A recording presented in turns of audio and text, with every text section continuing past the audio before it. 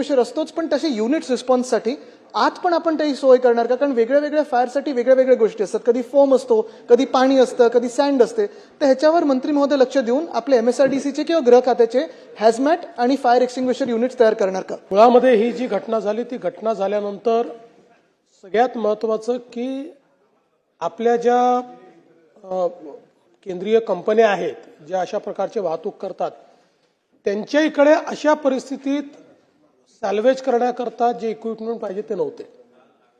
त्यामुळे यातनं आपल्याला एक नक्कीच ही शिक्षा मिळाली किंवा आपल्याला शिकवण मिळाली की अशा प्रकारे जेवढी वाहतूक होते त्या वाहतुकीच्या संदर्भात जर एखादा ऍक्सिडेंट झाला तर त्याला काय केलं पाहिजे याची एसओपीच नाहीये.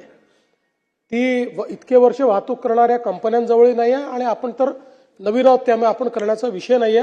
आणि म्हणून आपण हे आदेश दिलेले आहेत.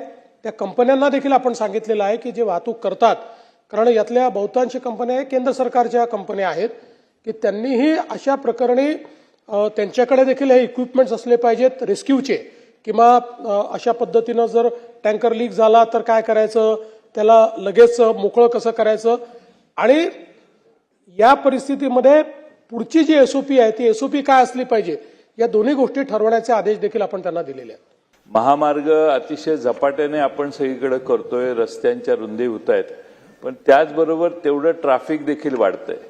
त्यामुळे माझी सरकारला माननीय मुख्यमंत्री महोदयांना विनंती आहे की एखादं हेलिकॉप्टर ठेवावं. तात्काळ काही उपाययोजना योजण्यासाठी एक आपण समिती नेमावी. निश्चितपणे तसं हेलिकॉप्टर आपण वापरतोय. फक्त आपला प्रॉब्लेम काय की आपल्या देशामध्ये सूर्यास्तानंतर आपल्याला हेलिकॉप्टर वापरता येत नाही.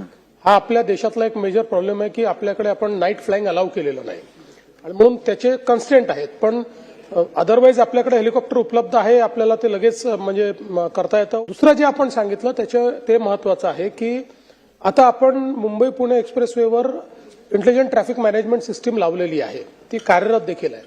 तेव्हा आता या ITMSचा उपयोग करून आपल्याला लोकांना इन्फॉर्मेशन फास्ट डिसिमिनेट कशी करता येईल आणि आपल्याला ट्रॅफिक सॅग्रिगेशन करणं शक्य आहे, ट्रॅफिक थांबवणं शक्य आहे, ट्रॅफिक डायव्हर्शन इथे देखील ते केलं. पण माझं स्वतःचं देखील मत आहे की उशिरा केलं आपण.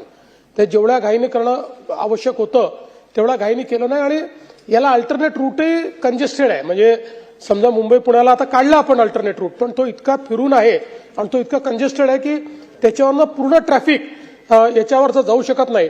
तथापि या सूचना दिल्या जातील की अशा परिस्थितीमध्ये ITMSचा उपयोग करून अगदी इंडिव्हिज्युअल व्यक्तीलाही कसा SMS जाऊ शकेल अशा प्रकारचं त्या ठिकाणी इन्फ्रास्ट्रक्चर तयार करण्याचे आदेश हे देण्यात येतील. तर हे जे प्री डिफाईन्ड रूट्स आणि जे मुख्यमंत्री महोदय सांगत होते की SOPs, मी आपल्याला विनंती करेन की लवकरात लवकर SOP बनवून ह्या प्री डिफाईन्ड रूटवर रस्ता स्मूथ असायला पाहिजे. इव्हॅक्युएशन प्रोसेस, कारण ट्रॅफिक गाड्यांचं इव्हॅक्युएशन एक वेगळं, पण लोकांना कसं त्या रिस्कमधून बाहेर काढता येईल मी आपल्याला विनंती करेन. सजेशन फॉर ऍक्शन, निश्चितपणे याच्यावर कारवाई केली जाईल. CEN न्यूज, देश प्रदेश की ताजा तरीन खबरों के लिए CEN न्यूज को सब्सक्राइब करें और रहें पल पल की खबर से हर पल बाखबर.